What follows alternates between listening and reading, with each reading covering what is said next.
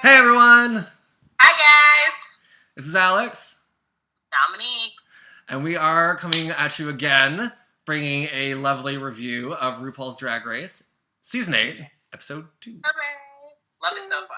Or as mentioned last time, we are merely providing our own opinions and saying things that are ridiculous and hopefully humorous. No one should take any offense to us because we say it not only with love but with respect to these talented queens that are on the show. So don't take anything too seriously. Basically, YouTube is not responsible for the opinions of parties in said video.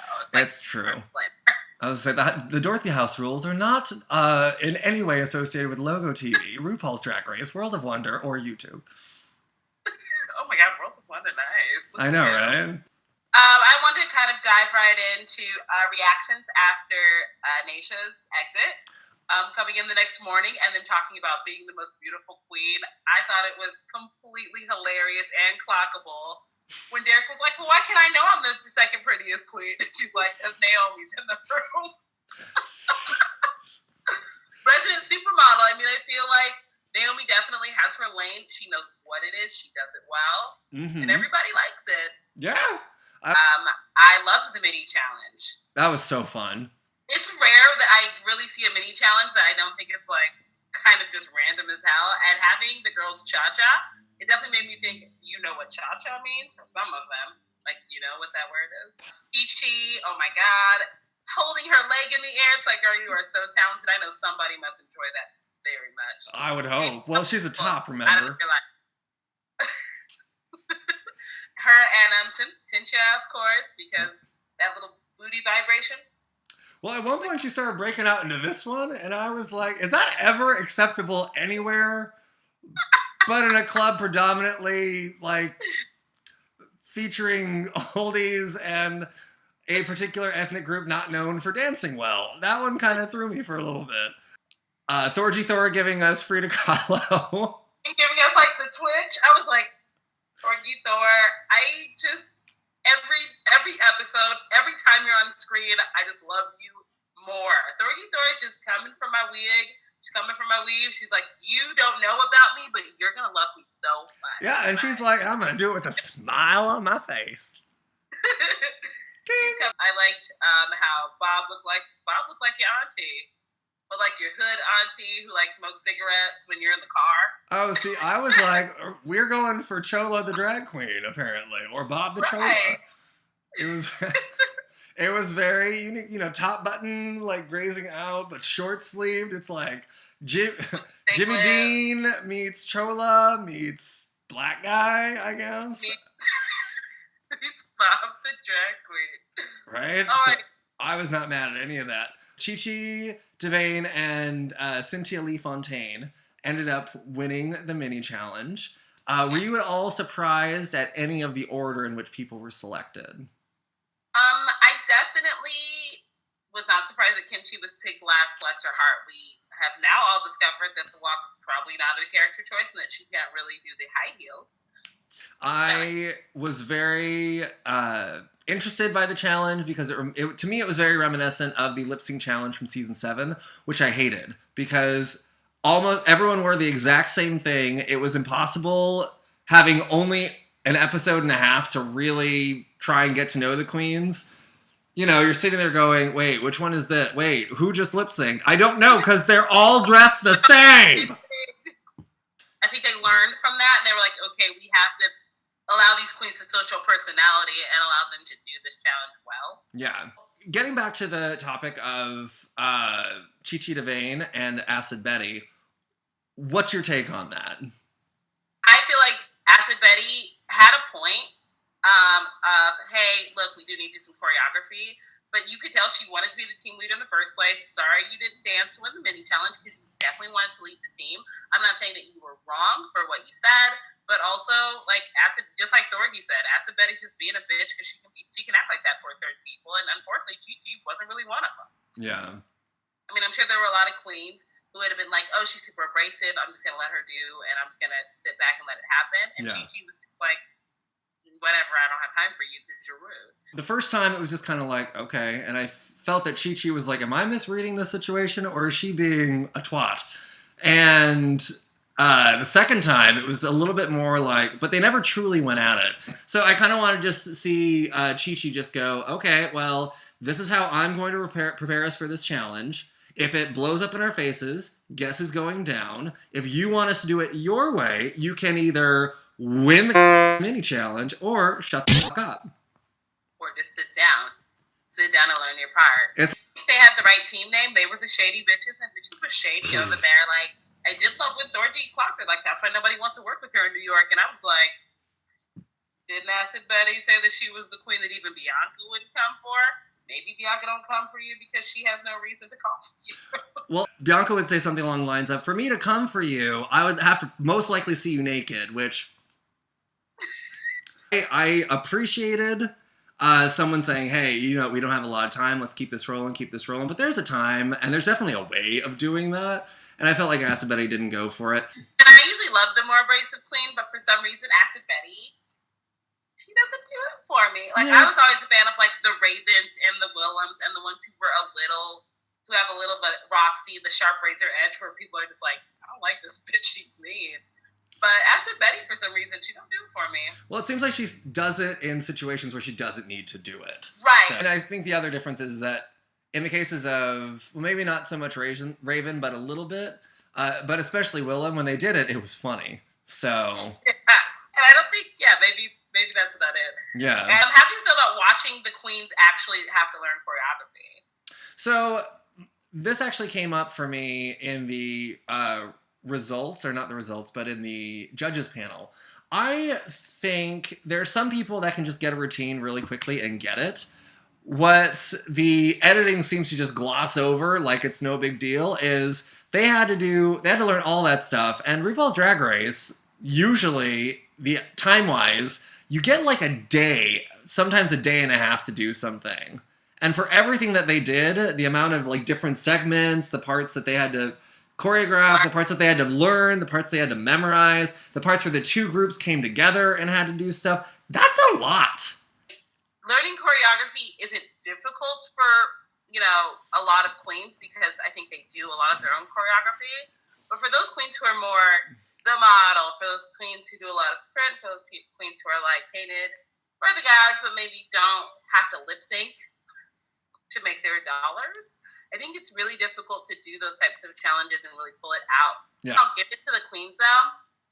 When her team saw her struggling, Kim Chi, they did nothing but try to instill confidence in her because they knew that a big part of them not going to home relied on her doing well. Yes. And a lot of times in these, in these types of situations, people be like, well, bitch is sinking, let her go. It's competition. I got time for her. And I can't blame them for that either. I did like that. Kind of piggybacking off of what we talked about a little bit in the last episode. It's like Dax was having issues with dancing, and they basically kind of glossed over that. Layla McQueen, also having issues dancing. Kim Chi, it's like... Everybody, let's look at it. But it breaks down into the way reality shows are edited, where I'm kind of like, time out. We basically, like, gloss over, like, you need to learn your stuff. This is your problem. With the other two queens, it struggled. And then with Kim Chi, it's like we have a solid... like going into the whole, well, I used to be fat, and so that's why I don't have confidence, and that's why I'm not a dancer. And it's like, I can't blame Kim Chi for that. I still love Kim Chi, but the way the show is edited is killing me right now. It's like, if you don't know how to dance, you don't know how to dance. But it's like, I want to know, this is the challenge, this is what you're given. You either have the background to rise to the occasion, or you're adaptable enough to rise to the occasion, or you're not. And so for them to kind of like do that to the other two and then make it like the sob story for Kim Chi, I was like, that seems highly unfair. I feel. Like, discuss momentarily, if you don't mind, the Shade Tree addition to the show. Now, I have dreamt of the Shade Tree in basically every reality competition show because confessionals often happen all at the same time. They're not super spur of the moment. Right. So it's nice when you have that place where you can see that the person at the time walked away from the situation and was like, this is how I feel about it. Well, sometimes, like certain seasons, I believe season 6 was the first time where every single confessional, they were wearing the same outfit. But Yeah. there were times, like I remember specifically, Laganja Estranja had an episode where her hair was colored in one particular confessional, and then in all the other ones it wasn't. So that made me. That was the general reaction. Yeah, so but the outfit was the same. So I've been under the impression that basically for confessionals every day, they put them in the exact same outfit. The obvious reason is if they need a reaction for episode 8 of one of the queens being like, they can just pull from whenever they want because it's the exact same thing. All looks the same. Exactly. That makes a lot of sense. But yeah. I always thought it was a post-production process. So well, maybe I just don't know things. Yeah, like on the VH1 shows, like I Love New York, Rock of Love, all those. I firmly believe those are all done after the show is finished. Or I wouldn't be surprised if that wasn't somewhat of a reaction of people saying most of these reactions don't seem real time. They just seem very kind of like edited. Edited. It's like they seem cropped. Where they're being asked questions by a producer that they have to now answer. And I think that element can get a little, especially on a competition show. You really want to see that real reaction to the situation. Yeah, I agree. How did you feel about Chi DeVane's revelation about growing up and wanting to be in a gang? Holy crap! How interesting was Finding that? out that Chi DeVane was a gang banger really, really surprised me. And I noticed that she was a very tatted queen, and I can actually I can see her in that element. But wow, I mean, just what a story! It was very reminiscent of Latrice telling everybody, what happened with her. And I think it's very important to hear those kinds of stories with these queens because you just really never know somebody's situation. Yeah. They open up about it, and I thought that was very surprising. I did love Robbie Turner's reaction because he looked at her like, "White boy over here, what you got? Please don't hurt me." Right. Well, I also loved how I don't know. It's still gonna sound terrible, but coming from a generation that was still spanked for misbehaving, I thought it was great to hear of if you have to beat your gay child, beat them because they own a gun. Don't beat them because they're gay. Right. That's what I was thinking about that situation and loved. Those sort of things I find fascinating. I don't, and someone could argue like you minded so much with the kimchi thing. And you minded so much, well, in both episodes with kimchi. And I feel like with this one, it doesn't necessarily make me go, oh, wow, I really want, or I feel really bad for him. It's like, okay, that's a really interesting story. And clearly he had to work through that. And good for him. Like, it's another side. It's also not a story you hear particularly often. You don't really hear. I used to be a gangster, now I'm a drag queen. Exactly. So in that situation, it's like, okay, well, I have a really, tumultuous relationship or awkward relationship with my parents. Who doesn't? I'm a drag queen that used to own a gun and used to be in a gang. And I've seen people die right in front of me. Like, that's different. That's very different. So, that's a thing. Moving right along to the main challenge, or the Maxi challenge. Do we know when the name changed to Maxi? I don't know. Maxi challenge, Maxi pad, Maxi. I don't give a. I'm like, is that a nod to the Maxi pad? I don't understand that title. Anywho, I don't know. RuPaul does things, and I'm just like, yes, mom. Yes, mom. I actually did enjoy the lip sync challenge. I've never seen Pitch Perfect or Pitch Perfect 2, so I'm sure that some of the references were lost on me. But overall, I thought it was fun. I did notice that Cynthia's team kept getting all the songs that are more referenced on the show, or have been runway songs, or have been like the song that plays at the end of an episode. So I knew I think that was purposeful, just because if you haven't seen Pitch Perfect, spoiler alert, there's like the good girls and the bad girls. Sure. So I think that, it was easier because I don't think they play a lot of RuPaul's more twerkable, dirty dancing, like the ones that are on my running playlist songs on the show, because they're not relevant unless it's a twerk challenge. Okay, that's fair. That's fair. Yeah. I did not consider that. As to where like Glamazon and CoverGirl, those are songs that you're gonna walk the runway to. Those are songs you put your headphones in, you go to the mall, and you're like, yes, I am. So I feel like, I don't know, with the challenge, there were a couple times that I kind of would shoot to Dax, who seemed to mildly suffer from dead face syndrome from time to time. There are two things I have to say about Dax's performance that I think are really relevant, more so than to Layla, who was also, struggling. Dax's lip sync was not on point, and if you can't dance, that is one thing you have to know you need to do well. Yeah. Because you can't dance. You can't get the moves, so you at least need to know the words. Pretty much. What's going on, and the struggle was so real. And especially when you have your solo part, like, really, girl, you have, like, 4 minutes of words to learn, and not that that's easy, but it's a song. Yeah. And I realized that it didn't happen with Naomi, who also struggled with dancing, and her lip sync was sewn up. Thank you for saying that, because you would not have known. Because I noticed that Naomi Smalls, still one of my favorites. But yeah, there are elements where it's like she's got the walk down, she's got the sexy down. I'm worried for Naomi Smalls if she ever goes in the bottom 2. Right. I'm nervous for her. Because she can't. She can perform, but she can't dance. And let's be honest, like when you lip sync for your life, you can't hide behind the sexy. You gotta move. I was gonna say, well, it depends on what song you get. If you get, Don't Ya by the Pussycat Dolls, you're fine. If you get, I don't know, Bad Romance by Lady Gaga, you in trouble. It was also cool to listen to all the a cappella versions of a bunch of RuPaul songs. I appreciated that a lot as well. Yeah, that was fun. And I loved Chi Chi flipping upside down and doing the splits and still lip syncing. And I'm sorry, bitches, when you get to complaining about shit, please do an upside down spread eagle and lip sync for me, and then you can come for me. And my respect. Like, Chi Chi they can say whatever they want about Chi Chi. That bitch performed. She did. Well, and she did it very well. Okay, Bob's blonde wig. Thank you for saying that. No, so if we can concentrate, where the second time I watched, I didn't notice it the first time.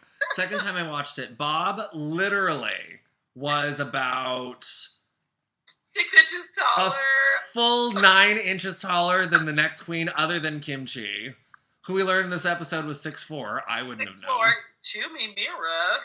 That's why she can't walk in heels. She probably don't have to. That platinum blonde wig.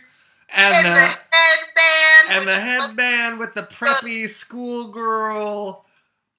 Not Bob. But what I cannot handle is that bleach. Y'all couldn't get him a chestnut blonde wig. Y'all couldn't find him an auburn. I mean, just literally anything but black. That'd be like me throwing platinum blonde on top of my head and just letting it kind of sit on my head and being like, one did hurt my soul a little bit, but it was okay.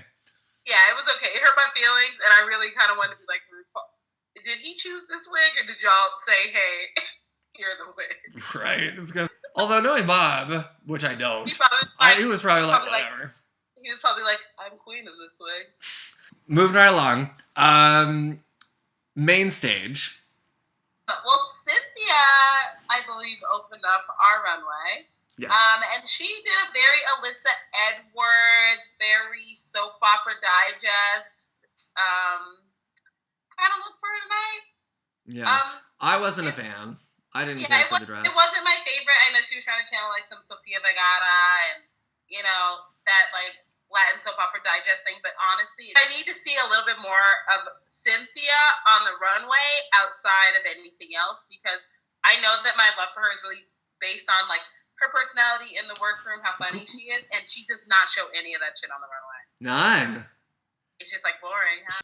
Bob had that amazing see-through gown with the leotard underneath. I really liked that dress. Yeah. And I also like to see a queen in a fro anytime that I'm allowed to. With Bob, I do want to see a little bit more of his glamazon looks. Like, I think this was kind of halfway there. Yeah. Okay. I loved the dress. I loved the hair. I did not love the two of them together. And I think that's where I feel like that's why the glamazon look didn't come together. Yeah. Because I was trying to reconcile why I didn't love the look and why it wasn't my favorite, because I loved so many components of the look. Yeah. And then we had a redheaded Derek Barry with that evening gown look. He looked like a Real Housewife of Reseda. Like, I don't know. I'm sorry. She looked like a rug housewife of Beverly Hills. Like, she looked like she just needed to be, like, taxidermed with, like, her arms and legs out and, like, placed in front of someone's fireplace. I am so sorry. I am so sorry. Because she wore a similar wig in Meet the Queens, if it wasn't the same wig. Where Like it's like, it's up. Frosting. It's like up and then kind of over and then flowing from there. It's very J-Lo circa like 2002. I've been watching bitches rock that look ever since, and I hated it then. And now it's not interesting. Both times. I wasn't crazy about the dress. I wasn't crazy about the hair. So 2 weeks in a row, it's a miss for me. I was glad to see him in a non-blonde wig. Yes. And I think I love Derek Barry's Britney. I've said it in the last episode. I will keep saying it. I'm a Britney fan. But who is Derek Barry? Who the fuck is he? What's he about? What is he like? The queen looking like Snake Beast. It was not you. There's nothing good about it. Snake Beast.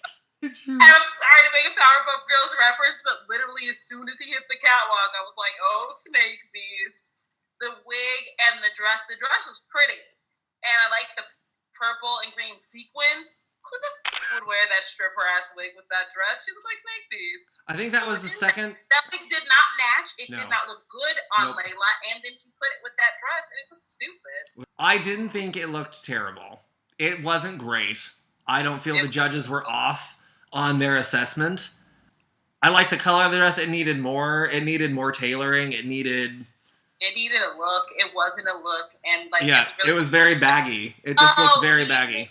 So she bored me. Robbie, I have to say the same thing, other than the fact that he looked like Marilyn Monroe meets Jane Mansfield with the red dress on. Yeah. It was just like Marilyn at Christmas. Obviously, the dress was beautiful. Beautiful. But I look at Robbie, and it's usually in this region, I'm like, something is just off. And it might just be the way that she paints. Next, we had Kimchi, who looked literally like a walking, beautiful flower garden goddess. Yeah. Who couldn't wear her shoes. And I love Kimchi. She's a vision. Yeah. A vision. But damn it, what is happening? It's just like, has nobody said anything to her? Like, why do you walk in your heels that way? We should probably, like, work on that. Well, that's one of those ones where I'm like, were they lied to and said, this season of RuPaul's Drag Race is going to be unlike anything you've ever seen? No sewing competitions. You're not going to walk down a runway. Like, you know, we're you want to take pictures of you and let everybody vote. What season of Drag Race has anyone made it to the top 2 or 3 without doing something impressive on the runway? Like, you can look good. You have to walk whatever it is that you were wearing down the runway. If it would get her to walk a little bit less like 17 packs of cocaine, then I would absolutely love if she just wore flats. If it just got her to walk like someone who knows how to walk. I am somewhat sitting and watching the show and wondering, is this kind of the other side? The reason why they're focusing so much on Kimchi is because she has these limitations, but they still want her to be liked by the public. Chi-Chi looked like Cheryl Lee Ralph. She looked like Dreamgirls. It looked like a red dress. She looked great. And I like the dress. Yeah, I would easily put her in the middle to top. I'm glad that she won the episode because she won. She won based on her performance, not based on her runway, and that's Well, in a challenge like this, that's the point. I felt like she improved immensely from episode 1 to episode 2. So. And hopefully she can keep that momentum going. Yeah. Naomi Smalls, I like seeing her in a different type of wig, but she gave us what she always gives us on the runway. Yeah. I'm so happy to hear you say that. Yeah.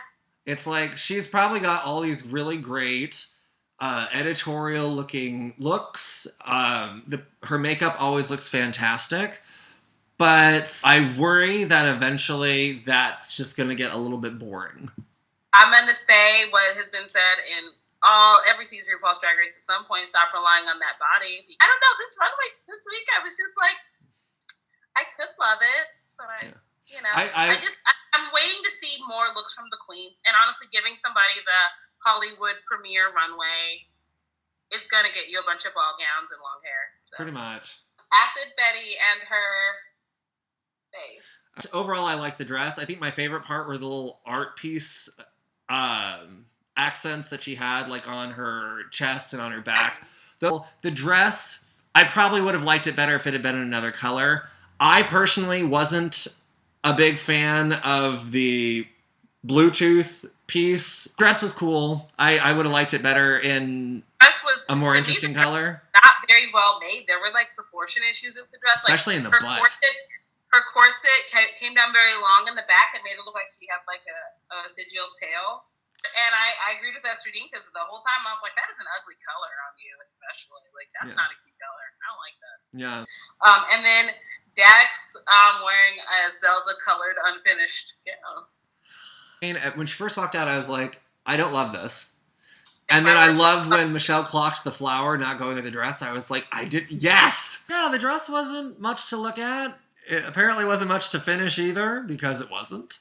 And it's just like, if you are a superhero gamer, what would a superhero gamer wear to a premiere? Not that. The person who gave me life on the runway was Thorgy this week, because like I said, Thorgy is coming for my wig. She wants me to love her. Yeah. Because that jumpsuit was everything. And it was just the jumpsuit. I get it. But when we have literally watched short little cocktail mom dresses come down the runway and then like a bunch of gowns, like, thank you somebody for giving me a jumpsuit. I do want to see Thorgy a little more polished, like without so much of the hard black lip liner, little chola. But I mean, I get where she's coming from. That was. I want to see her in a non-curly wig, just maybe once. Yeah. I don't want her to go full on like glamazon. I just want to see her for one time not wear like just a froey wig. I want to see what else Thorgy serves other than jumpsuits and Disco Viva. And I was more in love with her presentation than the actual jumpsuit. I didn't quite feel that it went super close with the theme, but like I said, Thorgy Thor can sell me anything.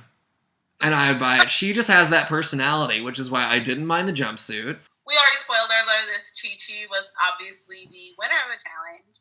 And then our bottom two, not surprisingly, were Dax and Layla.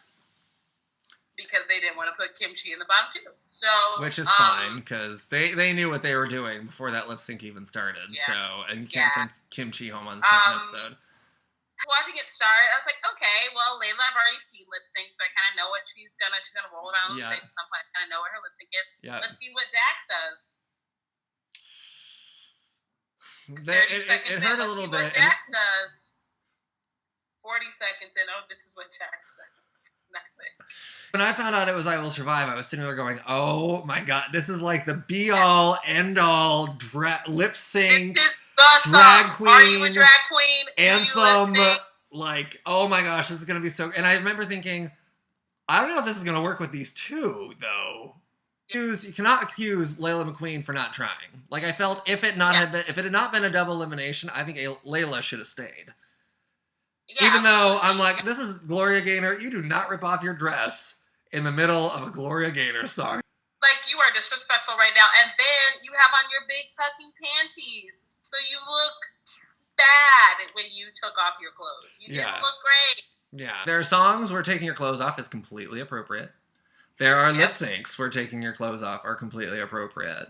What was it? Straight Up by Paula Abdul. Great song to take your clothes off to. Great song, especially if your underwear's sexy and you know how to peel your clothes off. Right? I was going to say, if you know how to peel that off like the skin of a potato, but, sexy, then by all means, make it happen. But she didn't quite make that happen, and it was a little bit sad. This episode, again, I was thinking, they don't really seem to be turning it out. And they kept panning to Michelle and Rue. And I started thinking, they're sending them both home. It was unimpressive, though. I can't explain it, but when he said, Michelle, hand me your phone, and I was like, they're going to bring a queen back. They're going to bring a queen back. Somebody gets to come back. I'm dying. What's funny is when there were only 12 queens this season, I was like, that doesn't seem right. That doesn't seem like the right number. This doesn't seem like an actual season. So just one queen, or do you think it may be two queens? What do you think? Oh, man. Well, it's like they've already had the double elimination episode. By the end of episode 2 of seasons 5 and 6, we had 12 queens. At the end of episode 2 of season 8, we have 9 queens. 9 queens. So it's like, to be on par, since they've already done a double elimination episode for season 8, they could bring back 2. I mean, unless maybe it's going to be a shorter season with longer episodes. Maybe. But, like, why do that? Because this is RuPaul's Drag Race, and we can all watch it year-round. Literally, you could just keep bringing these hosts in, and I would keep watching this shit. I would keep all day, watching every it day, would on never loop. stop. I'm very We want to see come back. I'm very interested in who they would bring back. The only other time they brought a queen back, just to do another season that wasn't All Stars, was Shangela, and Shangela went home first in her season, or in her original season. So if they were to repeat the process, you gotta be thinking it's gotta be a queen that went relatively early in seasons 5, 6, or 7. But I can't see it being any of the top 6 queens of any season coming back. I think that'd be a little bit wrong. For purpose. Yeah. It has to be somebody who went early and everybody was mad about. Yes.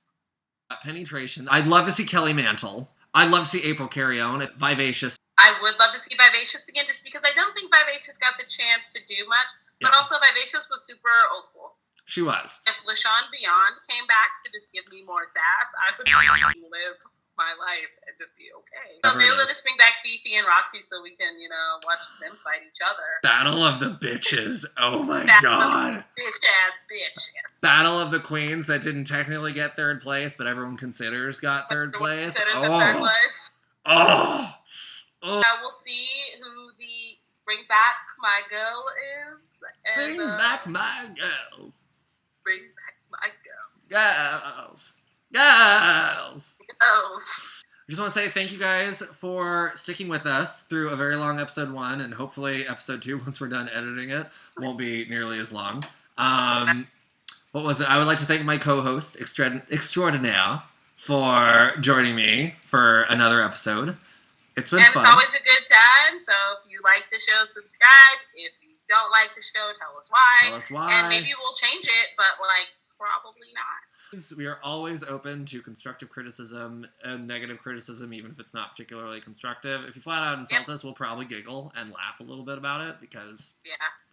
We'll read it to our friends and we get drunk. Right? Pretty. You guys are amazing. Thank you for watching. Thanks, Dominique. Bye. Bye.